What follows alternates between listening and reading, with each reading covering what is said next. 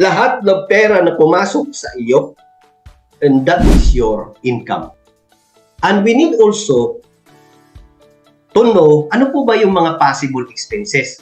Kasi yan po ang ating isa-subtract for us to have, for us na makita po natin ang ating cash flow. So sa expenses natin, household, I'm sure, kailangan po natin ng ating mga pagkain, di po ba? Groceries, ano pa? Kung tayo po ay nagre-rental, magastos po yan. That is fixed expense natin. Pero kung hindi ka nagre-rental, I'm sure, may babayarin pa rin po tayo. Yung pong tubig, yung pong kuryente.